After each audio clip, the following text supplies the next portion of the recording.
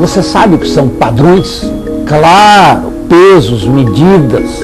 É o uso dos padrões para o comércio. Nasceu há muito tempo. O psicólogo busca padrões de comportamento. O sociólogo, o antropólogo, olha para a sociedade e vê os padrões da cultura. E o matemático, principalmente quando faz geometria, ele estabelece padrões. E ele enxerga uma estética nesses padrões. E a pintura, a escultura, a poesia, nada mais são do que padrões sendo desenvolvidos, observados para nos apresentar a natureza aos olhos do matemático e do artista, todos analisando padrões.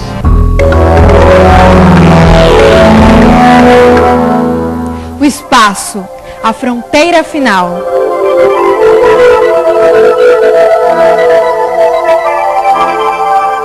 Imagine-se nu, sem nenhum dos recursos da tecnologia, sem luz elétrica ou mesmo sem o conhecimento do fogo, em meio a selvas fechadas ou caminhando ao sol escaldante das savanas, exposto ao frio intenso da noite, aos animais ferozes e à violência das tempestades. Foi assim que os primeiros seres humanos tiveram que encarar o mundo, observar a natureza e aprender com ela. Essa tem sido, desde o início, a regra básica de sobrevivência para a espécie humana. Observando a natureza, o homem percebeu duas forças aparentemente antagônicas, inconciliáveis, presentes em tudo o que existe, até mesmo dentro dele: a ordem e o caos. Em algum momento desse obscuro começo, o homem concluiu que dias e noites, estações, movimentos nos ares e nas águas, ciclos de vida de plantas e animais refletiam uma luta constante dessas duas forças. Observando atentamente a ordem na natureza, o homem descobriu um outro tipo de dualidade. Ao mesmo tempo em que cada elemento é único, apresenta pontos comuns com os demais, como se tudo o que existe tivesse saído de uma única matriz. Os temas se repetem e se combinam, em variedade e quantidade surpreendentes.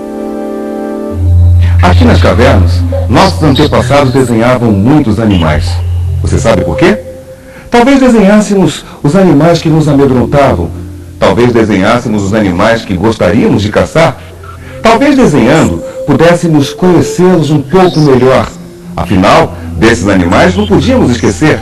Devíamos observá-los bastante para saber quando chegavam, por onde andavam e como agiam. De uns, precisávamos nos proteger. Dos outros, precisávamos para caçar.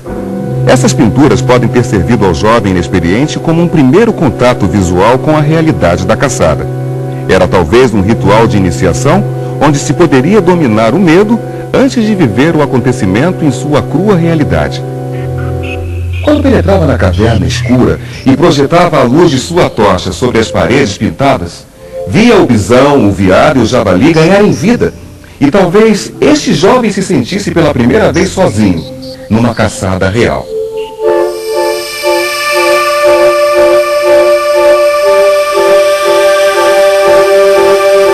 O homem talvez se tranquilizasse com a linha, com o traço nas paredes, com essa expressão primeiramente inanimada, mas que pouco a pouco ganha uma nova forma de vida altamente expressiva: o desenho.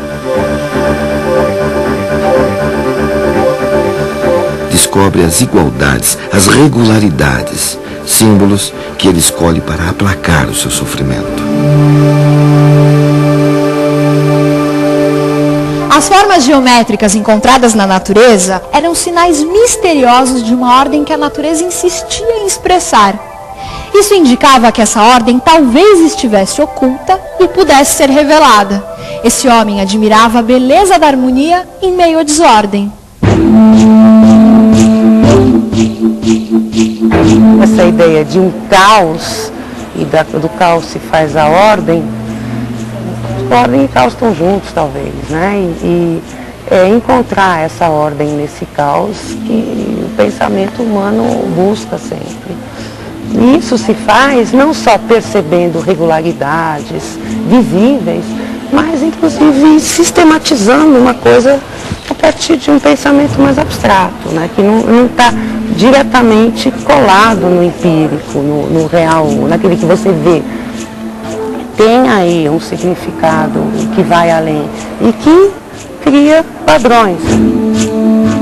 Os padrões aparecem em função da própria técnica, né? Então uma cesta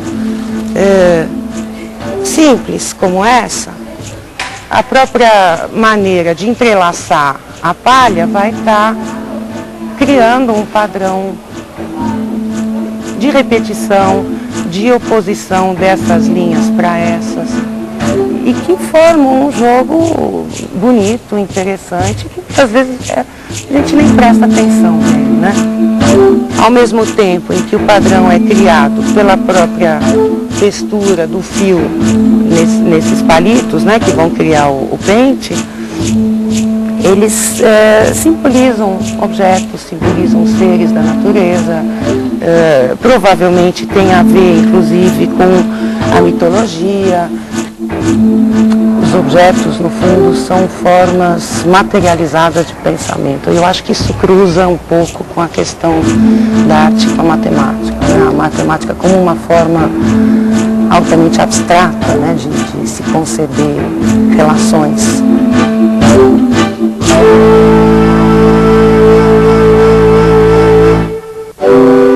As padronagens em palha, feitas pelos índios em objetos utilitários ou mesmo no teto de suas ocas, servem ainda hoje como guias, seguros caminhos a serem trilhados durante os rituais praticados nas tribos.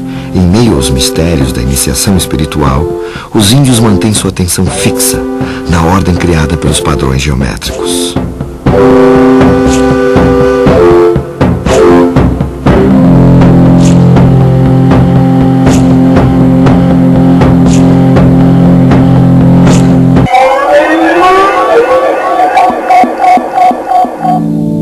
Padronagens, como os entalhes em madeira ou ossos, foram encontradas em objetos deixados pelos homens de Cro-Magnon há mais de 20.000 anos.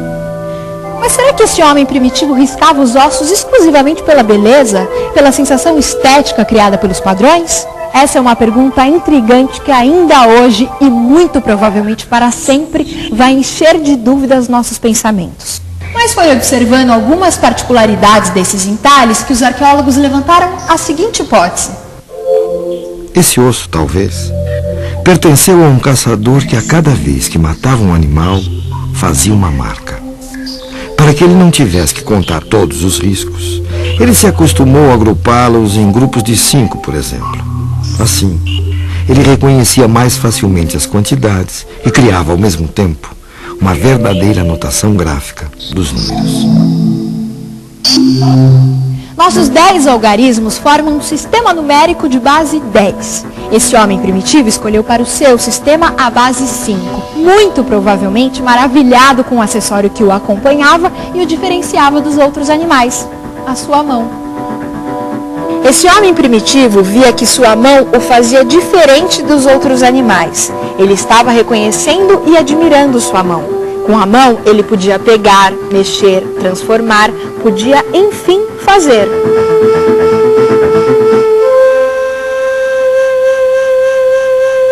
O mais antigo sistema de contagem que existe é o que se baseia nos dedos da mão. Se eu quiser, eu posso usar esse mesmo sistema para contar a quantidade de pessoas que eu vou cruzar aqui por esta praça. Você quer ver? Eu começo por estabelecer um padrão. Para cada pessoa que passa, eu curvo um dedo da mão. Quando todos os dedos estão curvados, eu mudo uma pedrinha de lugar e recomeço novamente. Digamos que eu contei as pessoas que passaram pela praça porque queira comprar passes de ônibus para elas e que o cobrador conhece esse mesmo sistema primitivo de contagem. Como ele vai fazer para me dar a quantidade certa de bilhetes? Bem, para cada pedra que eu der para ele, ele vai separar a quantidade de bilhetes correspondente aos dedos da minha mão. Funciona, mas é cansativo e a gente perde muito tempo. Em latim, essas pedrinhas se chamavam cálculo. E é por causa disso que hoje a palavra calcular significa fazer contas.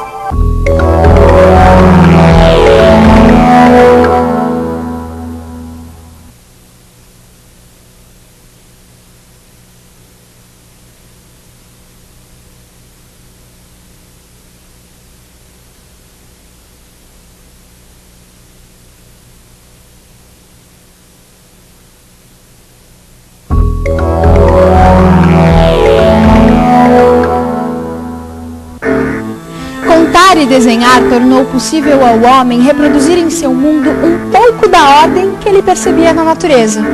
Finalmente era possível planejar. Arte e matemática floresceram juntas. Uma e outra derivam da mesma vontade de estabelecer a ordem e contrapor-se ao caos. Veja, por exemplo, o padrão que as abelhas nos sugerem. Olha só, se nós seres humanos tivéssemos que fabricar mel e armazená-lo, de certo escolheríamos embalagens cilíndricas como esta. Só que a gente sabe que as abelhas em todas as regiões do mundo armazenam mel em favos formados por alvéolos com a forma de prismas hexagonais geminados.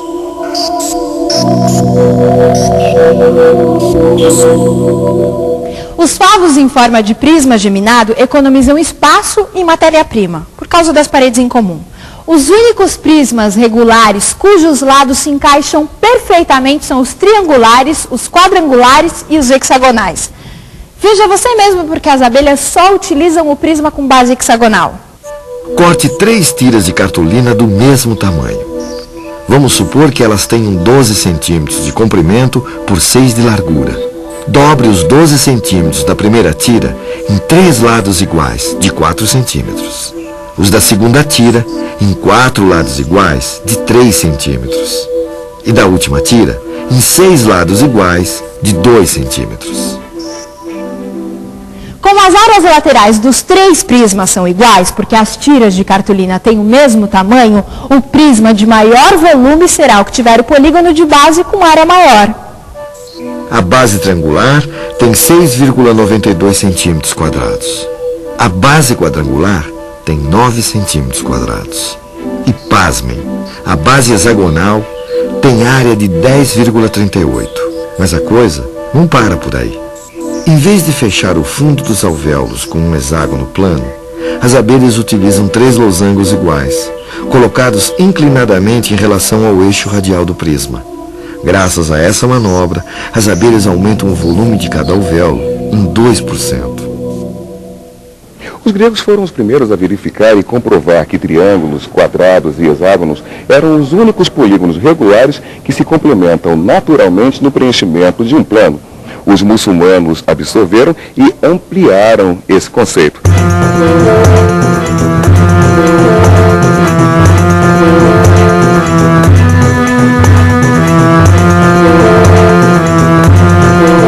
Quando polígonos são colocados lado a lado, cobrindo um plano sem espaços vazios, temos um mosaico.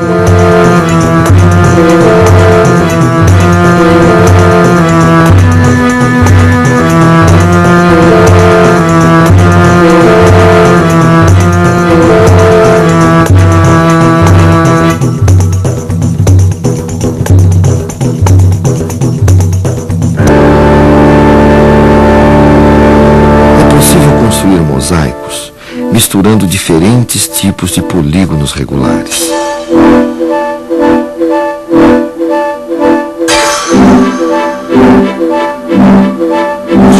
Unidos pelos vértices, existem apenas 8 tipos de mosaicos, sendo um deles descoberto pelo matemático e astrônomo alemão Johannes Kepler.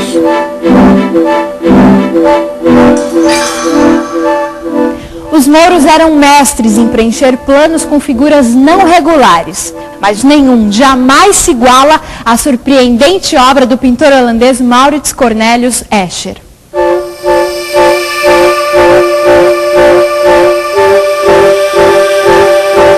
Na verdade, não se pode chamar as figuras elaboradas por Escher de mosaicos. Afinal, elas não são compostas por polígonos, mas são infalíveis em sua pretensão de reunir de forma instigante a arte e a matemática.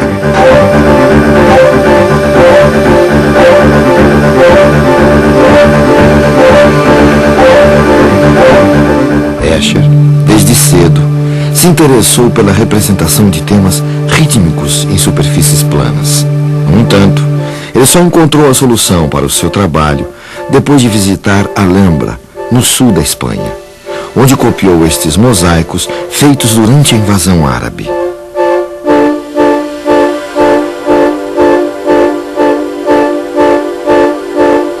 O padrão, o estilo Escher, é um padrão que nós encontramos em todos os lugares. Numa cáscara casca de árvore, na celulose, numa folha de papel, num livro, enfim, em tudo que nós conhecemos. Então nós temos, a natureza realmente tem esse lado muito interessante, que é a repetição das formas, em escala macroscópica ou em escala microscópica. Imagens de moléculas geradas por computador são absolutamente artísticas. Elas traduzem exatamente o sentido dos trabalhos do Escher. Agora, por que falar do Escher em termos de ciência? É porque na ciência a repetição significa um padrão.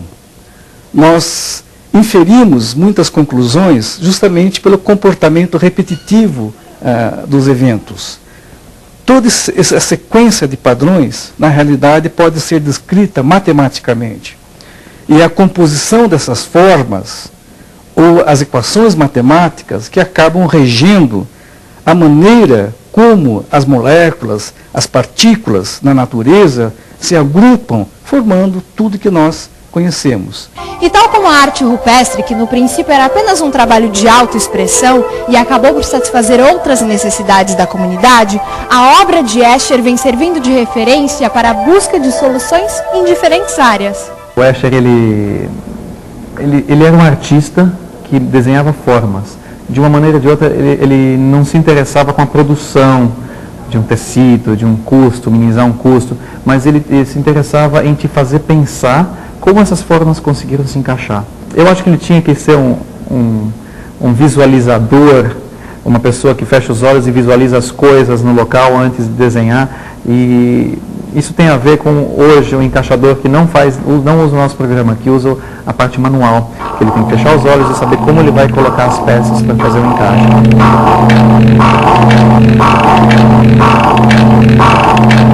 Aqui a gente tem um encaixe, nesse caso padrão, que a gente tem as peças grandes e as peças pequenas.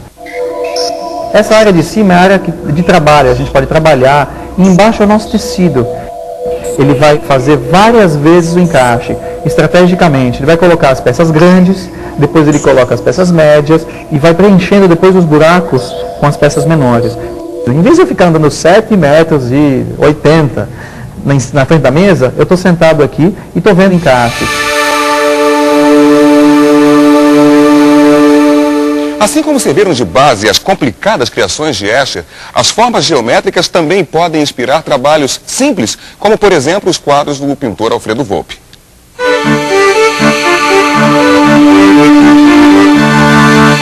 Retângulos são portas e janelas, triângulos são bandeirinhas.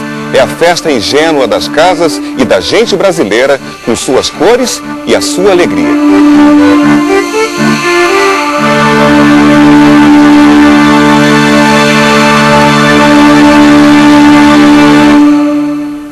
E agora, o que você me diz? É um quadro de Volpi? É o desenho de um índio meinaco? Ou é mais um padrão criado pela própria natureza com seu caprichoso estilo matemático?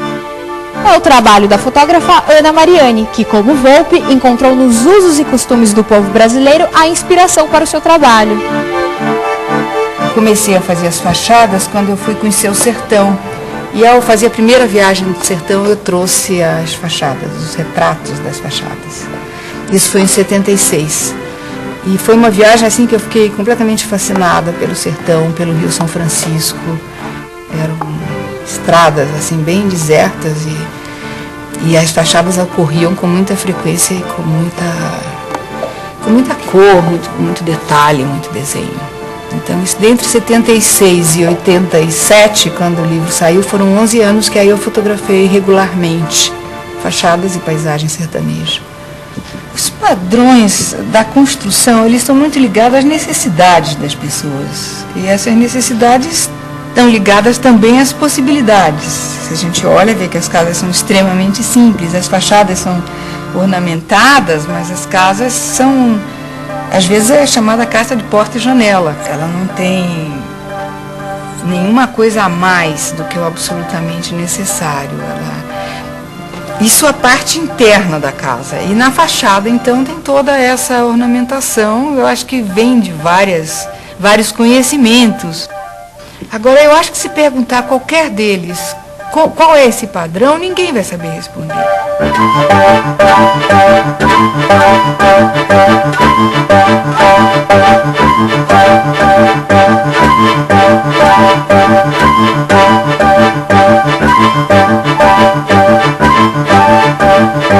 Do pouco se faz o muito, do simples o complexo, do aparentemente antagônico a integridade, das cavernas às megalópolis.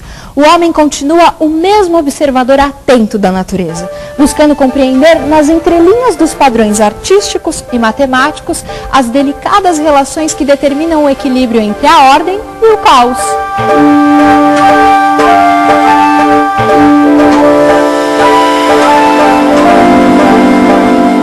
Eu acho que o meu trabalho é ditado pelos quintais, pelas minhas, sabe, pela maneira que eu lido com o planeta, pelas minhas esquisitices, pelos meus referenciais, pela minha paisagem. É impossível eu separar a paisagem mineira hoje da minha obra, os materiais mineiros, as pedras que me interessam. Tem organizações e padrões que são criados por sensibilidades do seu corpo, sabe? De tato, visões e tal, que não passam necessariamente por questões racionais. Quer dizer, antes de você medir as coisas, entendeu? A sua mão age. No meu caso, depois eu penso. Né? E às vezes é o inverso, as pessoas às vezes pensam para poder agir.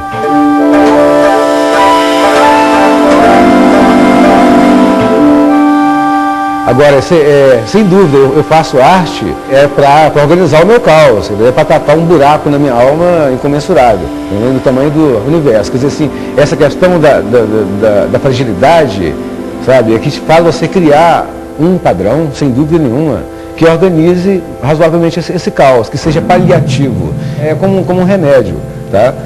Sobretudo para quem faz. E deveria ser um pouco agradável para quem vê. Ou então que ela detone em quem vê algumas coisas legais, ou gostosas, ou de estranhamento, sei lá que seja. Né? E agora, sem dúvida nenhuma, a arte para o artista, eu espero que ela crie esses padrões, talvez, de reconhecimento da sua própria alma. Porque senão você se perde inteiramente. Eu acho que tem todo sentido.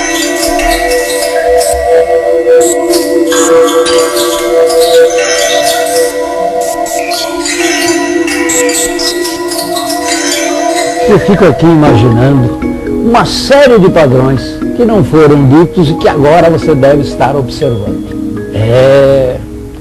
Nós aos poucos vamos melhorando o nosso modo de ler a natureza.